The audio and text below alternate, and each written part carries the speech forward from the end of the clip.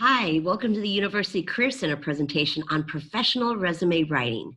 My name is Kim Beeler and I'm a career coach at the UCC.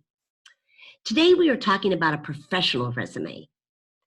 Resumes tell the story of where you've been and what you've done with the ultimate goal of getting you an interview.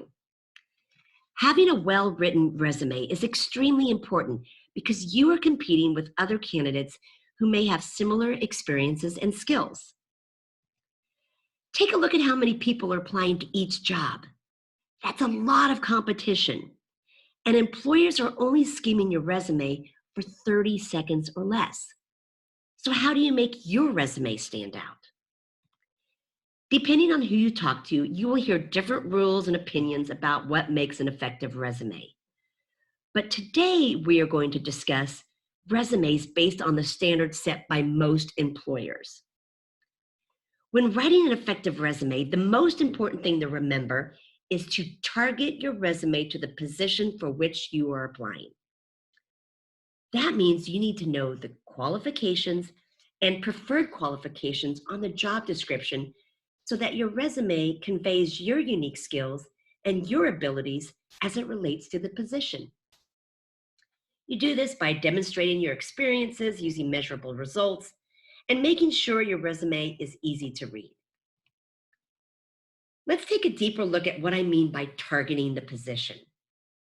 How do you target your resume and demonstrate to a future employer that you possess the qualifications needed for the job? Take a look at Ima Jayhawk's resume. Now look at her summary of qualifications, her education, particularly her relevant coursework, and her experiences. Based on her content, what type of position do you think she is applying for? If you said communications, you got it. Ima is targeting her resume for a job in the communications field.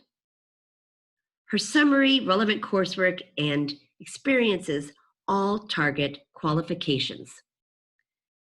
For example, she mentions creating promotional materials, managing social media, and leading events. I bet that if we looked at the job description for which she is applying, it would mention all three of these skills or qualifications. Let's look at how you can effectively demonstrate your experience on your resume. The first step is putting together a list of experiences and accomplishments. This can include your work, volunteer projects, extracurricular activities, and even international and study abroad experience. Write everything down and don't limit yourself. Also, gather a list of related documents such as performance reviews, letters of appreciation, job descriptions. They help you brainstorm on your unique skills and experiences that are relevant to the job. Students often tell me, I don't have any experience. But remember, not all experience is professional experience. Take a look at the highlighted sections of Walter Conservation's resume. Do you notice that all of his experiences are unpaid? Walter demonstrates his experience in environmental science and policy through school projects, volunteering, and unpaid internships. He does not have one professional job on his resume. When writing the experience section of your resume, you should include all your relevant experiences since high school. In general, your high school experiences should not be included on your resume unless you are first semester freshman and they have particular relevance to the role for which you are applying. For example, you might include that you were a student exchange student during your senior year in high school. However, most employers only want to see your college experience. This slide shows you examples of experiences and possible headings you can include on your resume. Spend some time brainstorming these areas and write down experiences. Employers are not just looking for people with hard skills, such as industry knowledge. They are actually looking for what we call soft skills. Here is a list of the 10 top attributes or soft skills that employers want to see on a resume. Notice that these are not descriptions of duties and responsibilities, but more about how someone does their work. Employers are looking for people who can demonstrate skills such as problem solving, teamwork, communications. Remember, these skills or attributes can be gained from a variety of experience, not just professional jobs. Think about what skills you have and how you can effectively convey them on a resume. When thinking about your skills, here's another way to think about it. All of us have breadth and depth when it comes to skills. Breadth skills are the transferable skills that can be applied across different types of disciplines and job settings. For example, writing papers or lab reports, working in teams, analyzing information. Depth skills are the content area related skills within your major or industry. For example, knowledge you gain in the School of Business as an accounting major. Let me show you what I mean. This slide shows the breadth and depth of a student studying environmental studies. At the top is a list of breadth skills, also known as transferable or soft skills. Do you see those skills I mentioned? Writing papers, teamwork, analyzing information. The vertical column illustrates your depth skills, and those are the ones specific to your major. Both breadth and depth skills are essential to include on your resume and are especially helpful during a job search. Let's look at how to format your resume. This slide gives an example of how you can format and describe your typical college or work experience with an emphasis on your skills, results, and strengths. Notice the yellow middle section titled Study Abroad. This student does a good job of effectively demonstrating her language skills and ability when she writes, traveled extensively throughout England and Europe, interacting with many cultures and acquiring advanced language skills. Notice she just didn't write study abroad and the dates. Writing bullet statements can be challenging, so we'll talk about that later in the presentation. But let's talk about making your resume easy to read. Okay, it does not matter how much experience you have. If your resume is sloppy, employers won't bother. Remember, employers skim your resume for 30 seconds or less, so it's got to be pleasing to the eye and error-free. This is especially true if your resume is being read first by a machine. Many companies use applicant tracking systems, or ATS, to read resumes before they are sent to the employer directly. And the majority of those resumes, 75%, are rejected using ATS. Now keep in mind that tracking systems do not read resume templates or PDFs. And just an FYI, you should never use a resume template. They often limit the amount of space available to describe your accomplishments, and it makes it really hard to format your resume. So let's look more at what makes an easy resume, or a resume that's easy to read. Going back to Ima Jayhawk's resume, notice the formatting of her resume. The spacing and the layout is consistent throughout her entire document. It's important to have white space on your resume, especially in the margins. 1-inch margins are good. However, if space is an issue, try using 0.75 inches. You can even move your name up so there is a 0.5% margin at the top. But make sure your resume doesn't seem crowded. I also recommend that you always print out a hard copy because printed resumes often look different than they do on a screen. Now look at how this resume uses bolds and italics. It's consistent and used sparingly. Please don't overbold. This is the same for underlining and italics. Use one font style throughout your entire resume. Try using simple, clear fonts such as Arial, Calibri, and Times New Roman. Font size should be between 10 and 12 points, but it's okay to increase your heading and your name size. I keep mentioning consistency when writing your resume. Put key information on the left and near the top of the page whenever possible. For example, job titles should be listed at the far left, not your employment dates. When listing dates, it's okay to abbreviate. However, be consistent. The same goes for punctuation. Using periods at the end of the bullet statements is totally fine, but be consistent. Using appropriate headings to document your experiences is important. Traditional resumes use reverse chronological order, starting with the most recent experience and working backwards. However, you can use headings to list the experiences you want employers to see first, even if it is not your most recent experience. For example, look at the headings circled in red.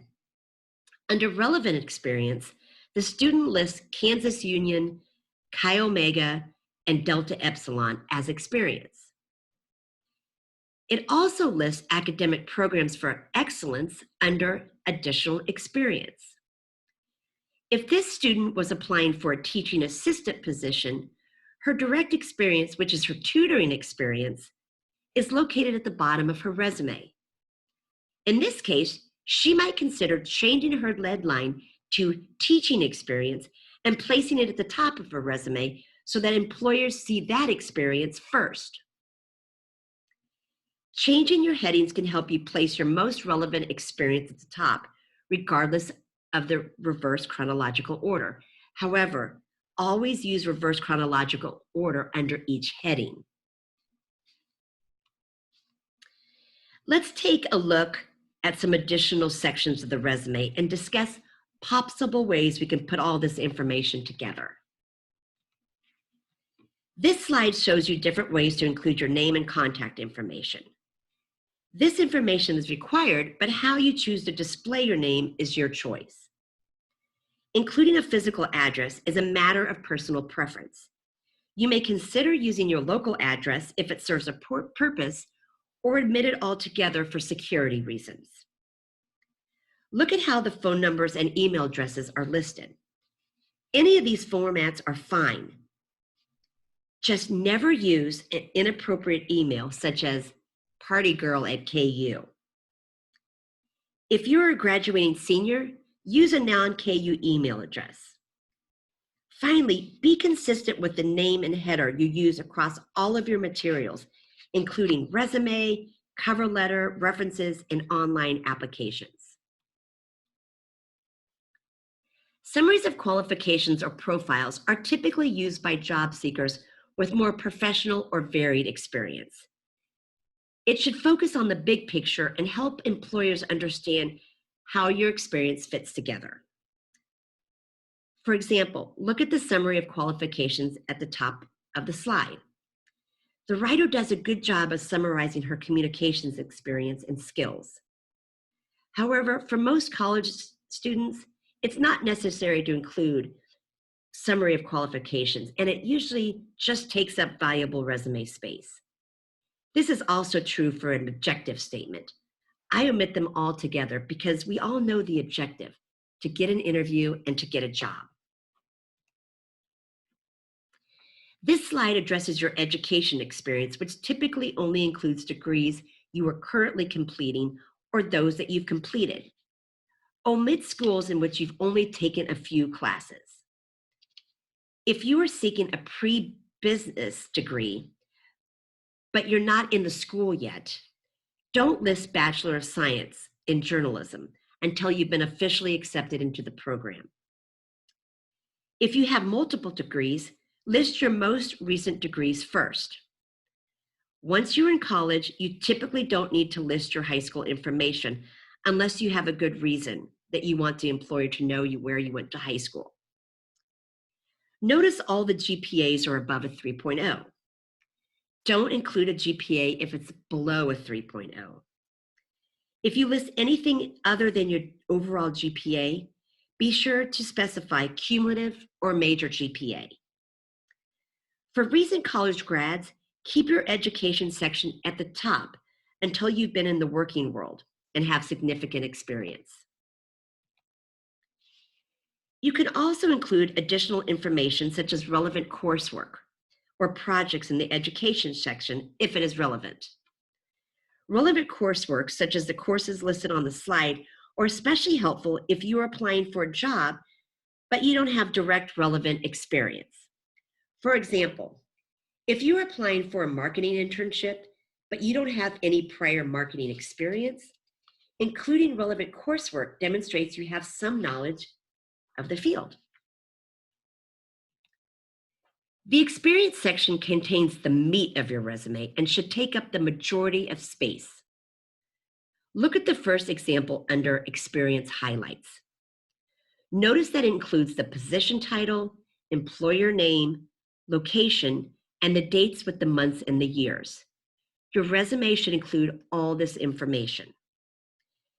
Again, be sure to arrange your experience in reverse chronological order with your most recent experience listed first.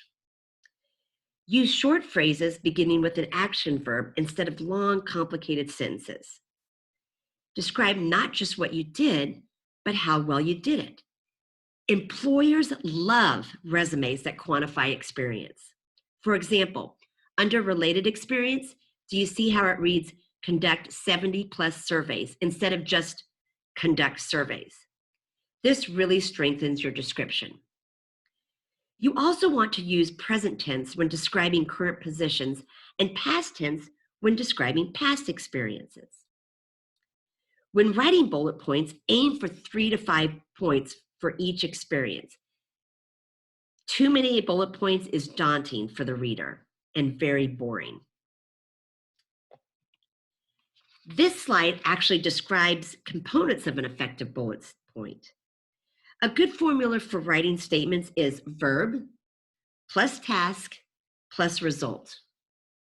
For example, look at the bullet point located in the yellow circle. It begins with a strong action verb, managed, followed by the task, reservations and seating for a high volume restaurant, followed by the outcome, resulting in increased customer satisfaction. It's important to use strong action verbs and avoid the tendency to say responsible for.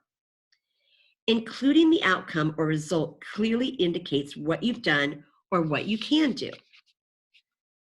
Finally, consider the type of position for which you are applying. You may want to use words listed in the position description when describing your experience. I'll give you an example. Look at the job posting for the Events and Communications Associate. This job requires implementing events, preparing marketing materials, and managing social media. It also requires exceptional project management, communications, and team skills as noted in the yellow circle. Now look at the example bullet points in the dark blue circle, which reads, updated Facebook, Twitter, and LinkedIn to inform members of upcoming events, and collaborated with team members to coordinate 5 student activities.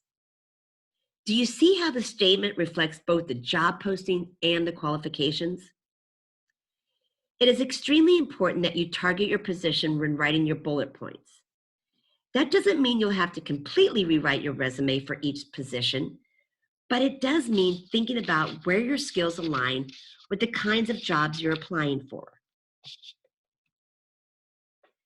Let's talk about some additional resume sections. Adding a skills sections like the ones you see here demonstrates to future employers your specialized skills, including lab skills, computer skills, and technical skills. If you are applying for a research position in biology, listing your skills demonstrates that you know certain techniques, procedures, and scientific programs. However, never list skills like good communicator or multitasking. Anyone can write this on their resume. Instead, use your bullet points to describe good communication and multitasking skills. Including your study abroad experience always enhances your resume. Notice how these samples expand on what they learned or gained from their international experience. The writer didn't simply write study abroad in England and include the date. She pointed to her accomplishments and the skills she gained. We have gone over several sections of the resume. If you want more information, including resume samples, a list of action verbs, bullet point descriptions, or additional tips and techniques, go to our website at career.ku.edu/resumes. You can download our book, Resume References and Cover Letters, that has a large amount of information. You can also access our resume Dropbox. If you want a quick review of your resume, you can submit it electronically to our office. Of course, you'll always want several sets of eyes looking over your resume. This includes our resume presentation. If you would like additional help, schedule an appointment with a career coach by contacting our office via phone at 785-864-3724 or by scheduling an online appointment. Just go to our website and click on hirejayhawks.com to make an appointment. Resume writing takes practice, but it's a skill that you will use throughout your entire life. So let us help you. We're here for you. Thank you.